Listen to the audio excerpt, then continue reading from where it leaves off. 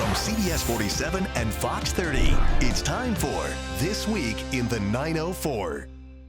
Welcome to This Week in the 904. I'm your host, Emily Turner. This is a community affairs show, and it will focus on politics, public policy, and the issues that affect our local communities.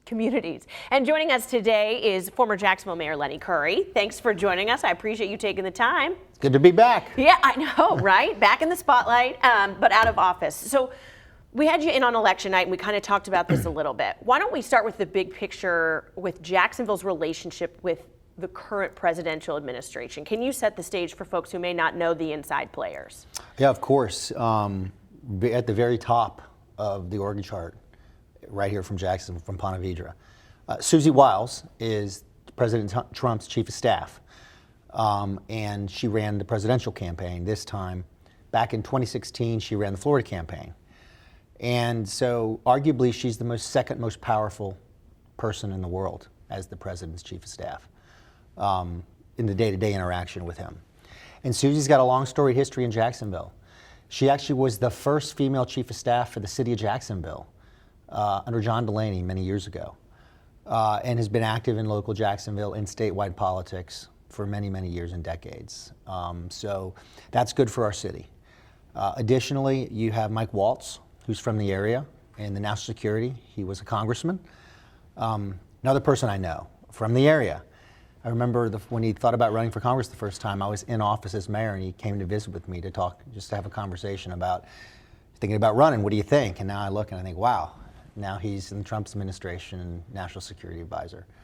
And then Brian Hughes went in national security as well with Mike Waltz. Brian Hughes was my chief administrative officer when I was mayor of Jacksonville, and also ran my first campaign for mayor. So there's three big names from the area, and then people with relationships to Jacksonville because of years in statewide politics that I've interacted with. I've known Marco Rubio for years, Pam Bondi for years, from when I was state party chairman.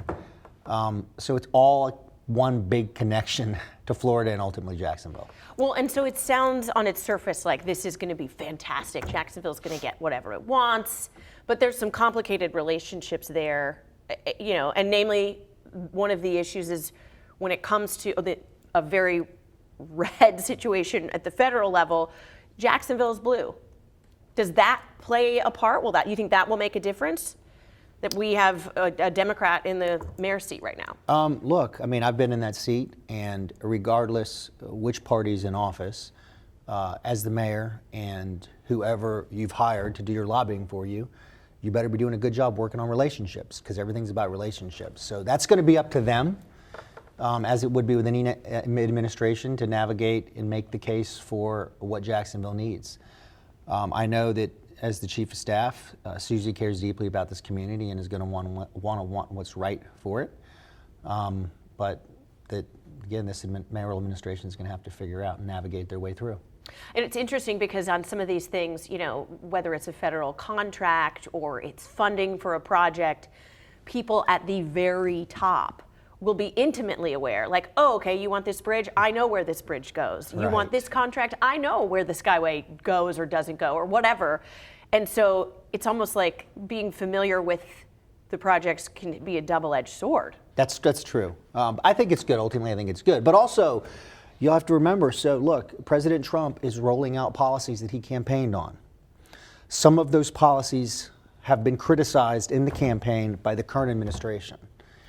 So it'll be curious to see how, as those policies, if and when they affect Jacksonville, how the current mayoral administration complies with or criticizes those policies. You're talking about the Deegan administration. Yes, that's right. Yeah. And then how will that affect the relationships and the ability to bring stuff home for Jax? That's true. I mean, there was... Because we had the whole international incident. Yeah, so. The international incident, yeah. The radio show where she was talking about immigration, and this is now going to be...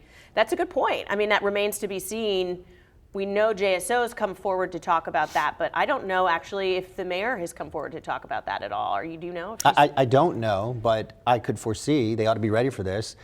You know, if that policy or any policy plays out in real action and gets media attention, publicity, she's going to have to respond. Right, right. I mean, when you're the mayor of a city, a big city, in big issues, you have to engage. When it comes to statewide politics, there is no secret that Ron DeSantis and Susie Wiles are not on the same page. Do you think that plays into how Florida fares? I don't, because Ron DeSantis has been a good governor. He's had great policy decisions. I think Republicans universally agree on that. Look, politics is a full contact sport. Even inter-party politics, sometimes it gets rough and tumble, and you get bruised and you get elbowed. But in the end, President Trump's from Florida now. Ron DeSantis is Floridian. Susie Wiles is a Floridian. We're all going to play as a team, as a red team, and do what's right for our state and our citizens. As past party chair, I'm interested to get your take on what happened during this presidential election, because it was like there were little sects that broke off of GOP parties. Like, this is the Trump Club, but is it the same? You know, it was like, how many different sections or factions have there been? What is your take on how that played out, and what your thought is on the kind of the impact that has? So the factions within the Republican Party, right? And how they like started their own club here, and then this person had like, this was the list of who the candidates are that are endorsed, and you didn't know. There wasn't like a unified voice in some areas. So this has been going on since probably way before me, because even when I was state chair, going back to 2011, I had to navigate all that. We had factions. There was groups called the 9-something groups, and there were the Tea Party groups. I mean, there were all these factions that were fighting for power and relevance. And so that's up to the state chairman. And we had to do this when I was in office. Sometimes members have to be removed from the party. We have rules, we have bylaws, and you have to follow those. So I think it's all going to work itself out fine. But we ought to be celebrating right now. I mean, President Trump won with a mandate.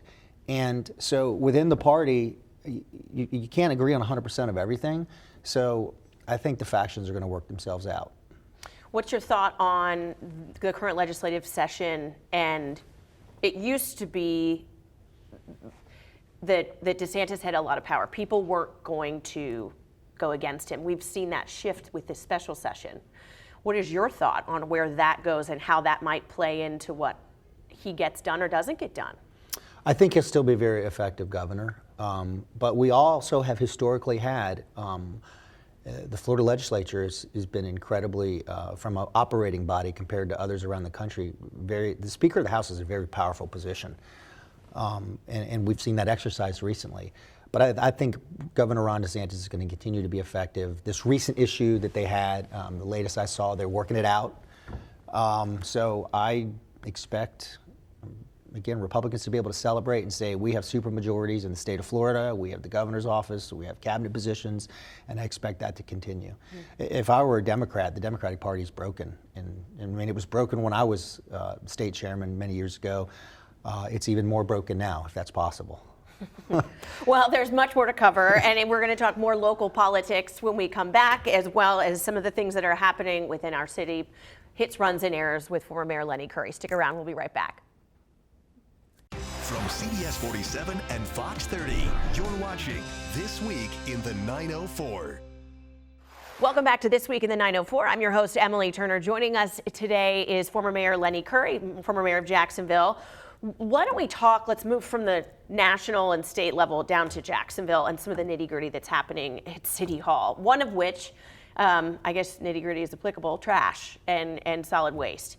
There's a fight over whether we should increase the fee because it's been running at a deficit, and then there's also a fight over whether one of the haulers should be getting extra money. Right. What is your thought on the lay of the land and how the politics plays into this? Because it's not just like, do we pay more for what happens at the curb?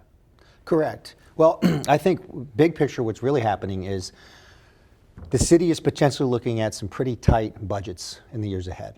This next budget cycle, and they're out for a bunch of reasons.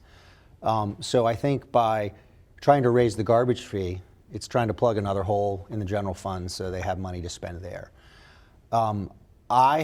So we had these discussions about raising the garbage fee when I was in office, and I disagreed with some council members. I'm against it. Had many conversations with Ron Salem, who was council president recently, about this, and he and I agree on this. We have a $2 billion budget. So if we can't figure out how to do our basic services with a $2 billion budget, that's not a revenue problem. That's a priority problem. So from a policy perspective, I don't think we should be raising people's garbage fees. Not to mention stacking new fees on top of inflation and all the stuff that we're dealing with in the economy. But recently there are councils looking at doing it. The mayor recently came out in support of it, which is important. That your voice is heard when you sit in that chair, so citizens know where you stand. But again, just so viewers understand, the garbage fee was a new fee that was instituted sometime after the year 2000. I don't remember the exact year. Before that, our general fund paid for your garbage to be picked up. Why don't we go back to that? Because otherwise the fees just have to keep going up with inflation. It's a great question. Because this was actually when I moved back to town, the first series I did, the Return to Recycle, because I remember being at press conferences, I sat down with Brian Hughes about this.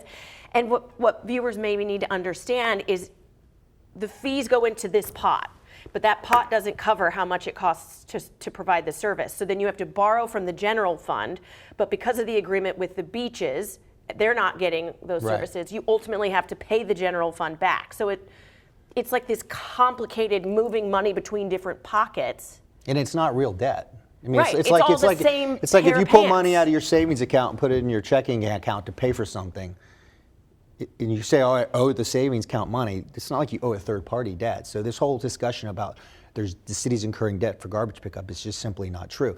So think about this. Because of property values going up over the last 8+ years, the amount of money we bring in for property taxes has increased exponentially, right? And with that increase, the city, rightfully so, has spent money on other priorities that they needed to. We needed to invest in infrastructure. There's many things we needed to invest in. But as property values went up and higher taxes came in from our citizens, we should be thinking about how to allocate some of those dollars for trash pickup versus saying, oh, we're just going to spend all the increase we get in revenue in the general fund, and then we can just go stack some fees on people. So then why is the conversation not, let's just get rid of the fee and roll this into the general fund as part of public works? It'd be a hard decision because then you'd have to reprioritize spending somewhere else. Does the agreement with the beaches have something to do with it?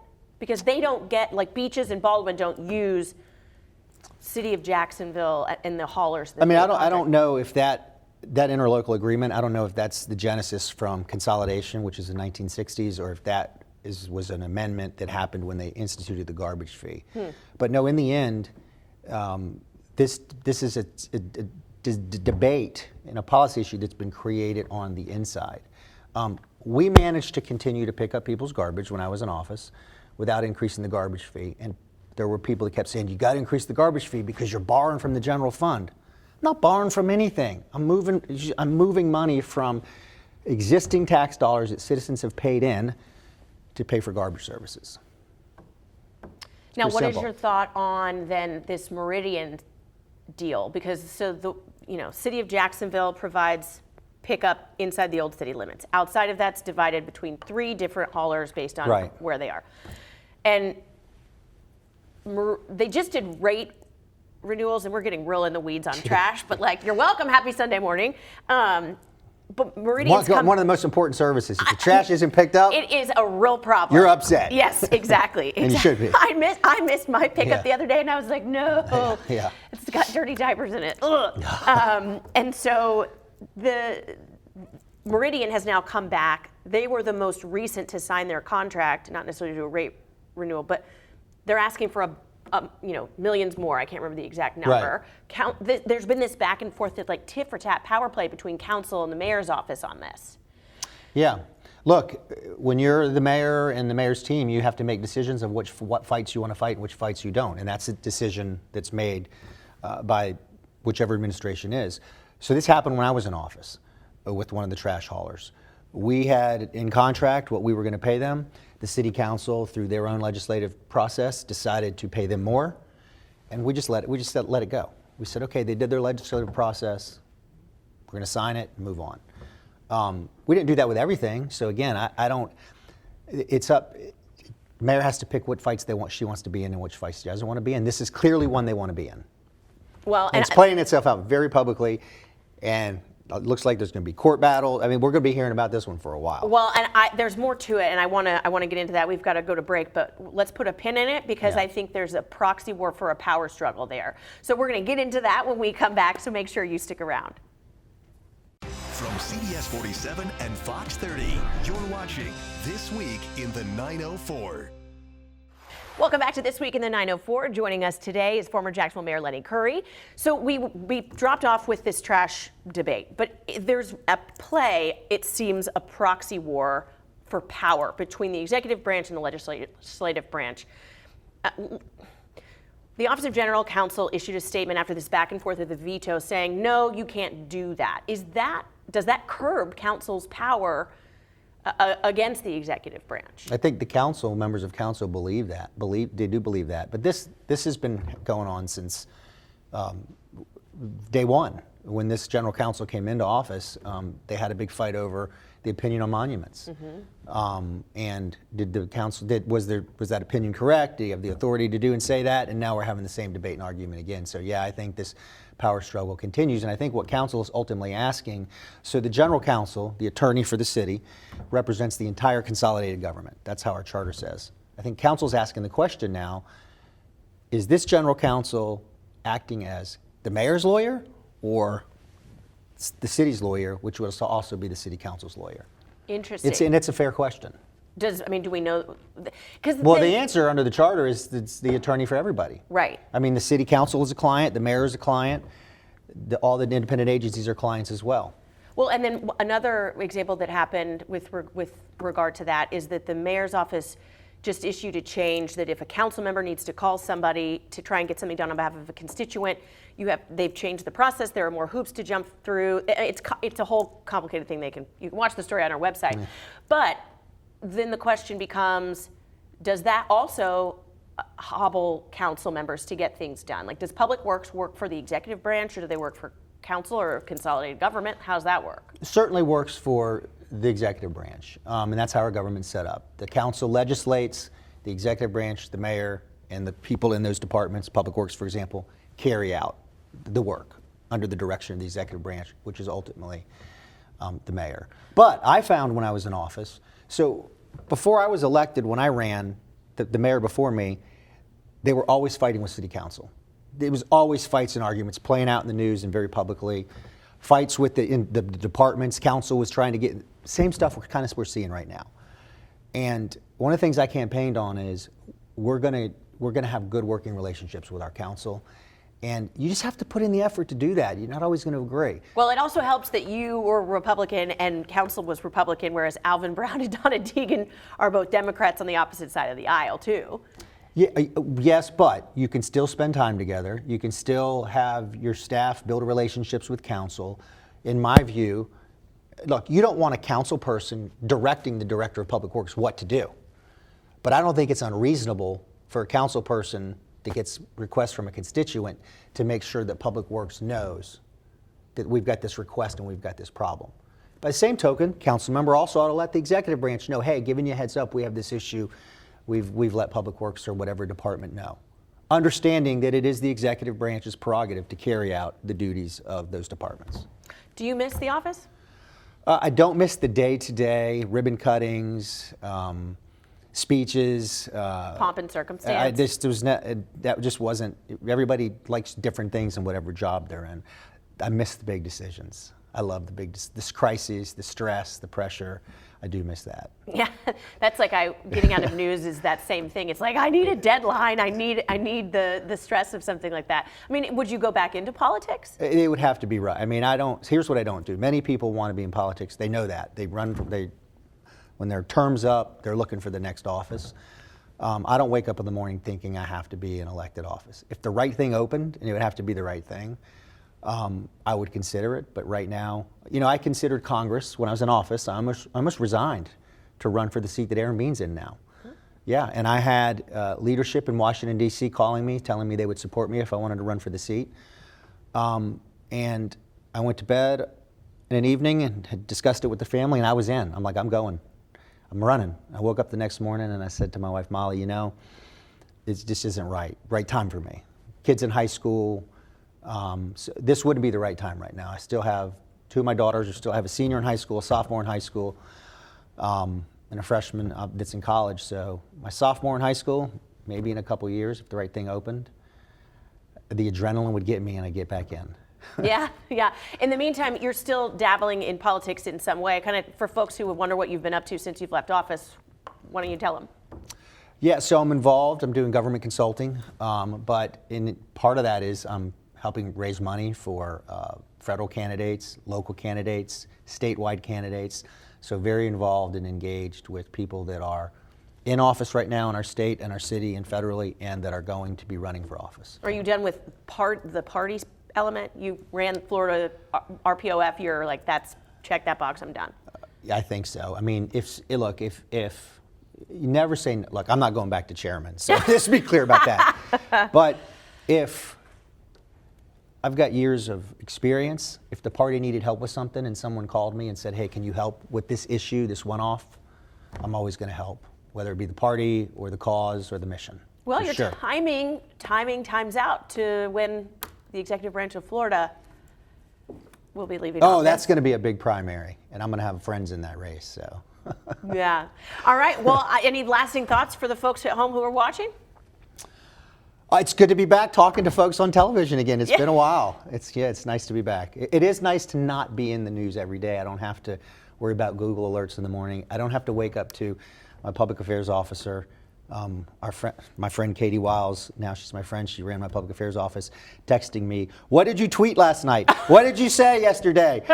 The phones are ringing. I don't miss that. Twitter is a dangerous place. I will say that. I like to sit back and spectate from a distance. I've learned to do that. And not participate, yeah. Well, thank you so much for your time and coming in. I appreciate it. And thank you guys so much at home for watching. We will have another episode next week. Be sure to stick around and join us. In the meantime, enjoy the rest of your Sunday. Have a great day. Thanks for watching This Week in the 904.